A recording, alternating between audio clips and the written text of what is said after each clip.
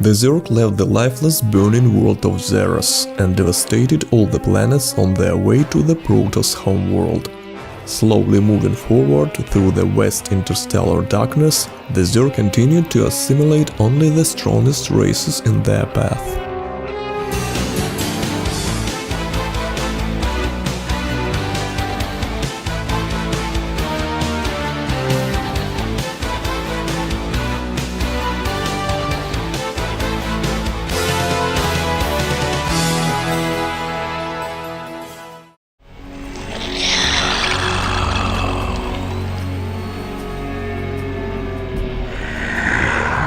Zerg History Part 3 Space Expansion.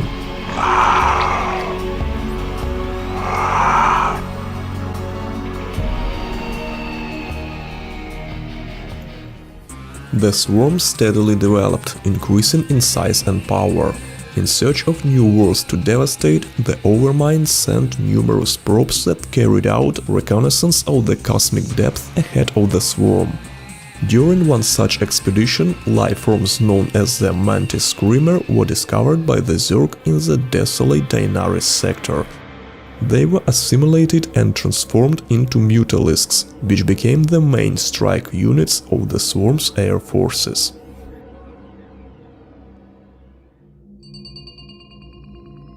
At this time, relative calm reigned on Xeros. The Zerg who escaped the control of the Overmind began to gradually leave their shelters and populate the planet.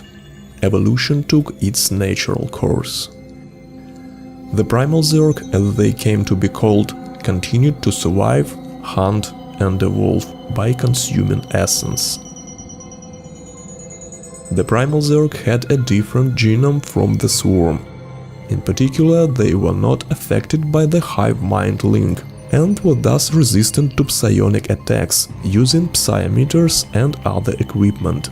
And most importantly, they had free will. While swarm strains often have an insect-like appearance, the primal Zerg evolved into creatures more reminiscent of reptiles, and in some regards even mammals. Primal Zerg have the ability to consume the essence of their enemies by eating their flesh, and with it improve their DNA. They are in a constant state of evolution, inheriting the beneficial traits of their victims. Such traits can appear in a short period of time, some in a few days, or some in a few hours or even seconds. Time passed and life on Xeros grew. The scorched volcanic planet began to become covered with vegetation and eventually turned into a jungle world.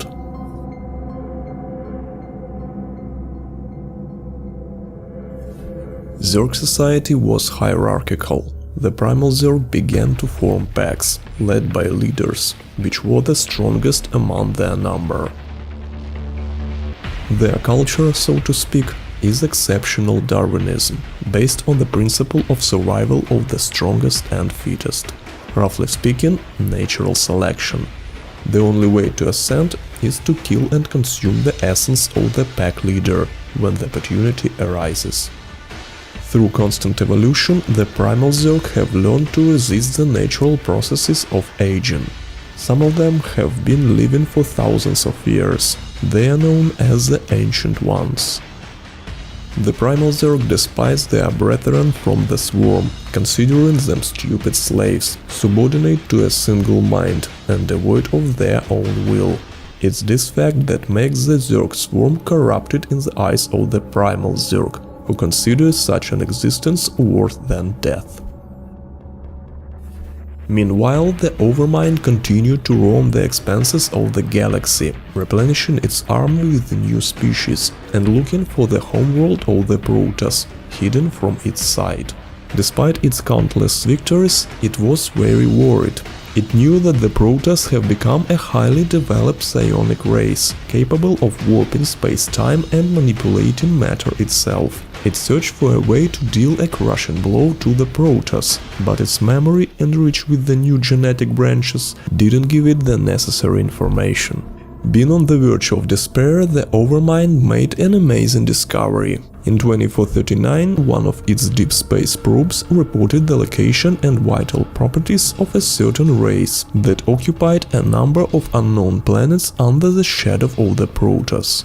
Only a few generations separated the new race called humanity from mastering psionic energy. But the Overmind also knew that humanity was still in infantile state and was unable to protect itself from the gluttonous swarm. Although humans lived short and seemed weak, the Overmind knew that humanity could play a decisive role in defeating the protoss. Having assimilated the psionic potential of humanity, the Overmind will be able to fight the protoss with their own methods. Thus, the Zerg swarm slowly moved toward the virgin worlds of humanity. The journey lasted for 60 years, and finally a huge extended Zerg swarm reached the borders of the Terran sector, called Kapulu. Sending in a scouting brood, the Overmind soon discovered that humans inhabited more than a dozen different planets in the sector. The planet Char, a border colony of the Terran Confederacy, was chosen by the swarm for its extreme similarity to Xeros. After the Guild Wars, the presence of Confederate forces on this planet was reduced to a few duty squads that monitored the activities of automated mines. Due to extreme climatic conditions, all personnel were placed on the Char Aleph space platform, built in near orbit over the planet. Without encountering significant resistance, the swarm forces quickly captured Char and turned it into the main Zerg stronghold in the Kapulu sector. It is estimated that their underground passages and tunnels cover over 40% of the planet. The Zerg also captured the Char Aleph platform, which began to serve as their orbital incubator station. This was only the first stage of the invasion. Having sought rudimentary hive spores in the atmosphere of the planet Chaucera, the Overmind began to unfold its master plan to enslave humanity. The hive spores gradually descended to the surface of Chaucera and covered it with their denuding alien toxins. Human colonists had no idea that the Zerg had secretly infested the topsoil of their world, and Zerg minions had already begun to descend to the planet's surface and construct their own bizarre structures and hive clusters. When the colony was already swarming with alien organisms, the Overmind sent its voracious children to the other nearby worlds. Insidious and elusive agents of the swarm soon infested the colonial worlds of Chaucera, Marcera, Brontes and Dylar IV.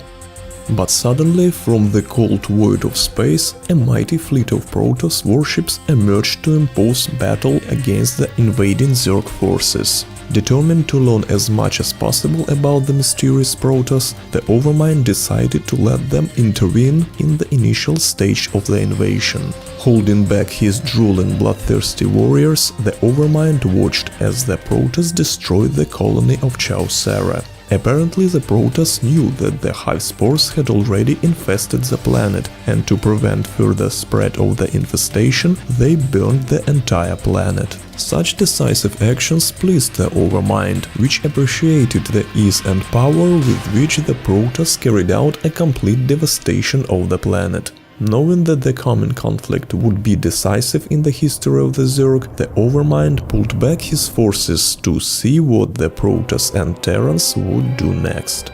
That's all. Next are the events of the first part of StarCraft. I've already told you a lot, so I hope you are feeling nostalgic and running to replay our favorite game. Let me take my leave here because I need more essence.